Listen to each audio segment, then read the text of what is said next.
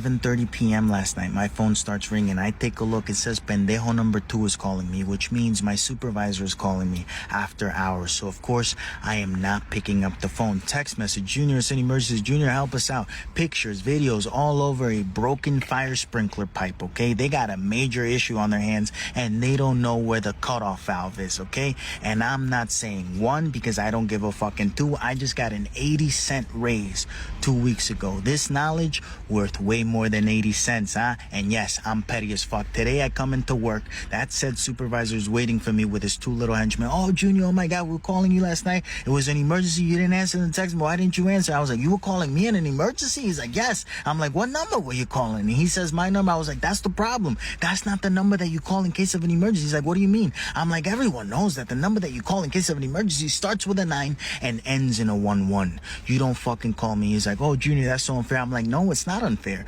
You didn't include me in the emergency fund money when we were talking about raises 2 weeks ago. You gave me 80 cents. 80 cents does not equate to the amount of information that I know, and you're my supervisor, right? He's like, yes, I'm your supervisor. I'm the authority figure here. I was like, well, if you're supervising someone, you should know the exact same information that that person knows. That person should rely on you for information, not the other way around, huh? How can you make more money than me and no less than me? This doesn't make any sense, which brings up a very important question for yourself. If you find yourself ruling, supervising other people, make sure that you know what you need to know, and you don't find yourself depending on an asshole like me that's going to remind you how fucking stupid you actually are, okay? And he says, oh, Junior, we offered you a promotion. I was like, you offered me a trap. You offered me an extra $3,000 a year for an extra 10 hours a week. How the fuck does that make sense? I already don't like you. If I have to spend another 10 hours a week with you,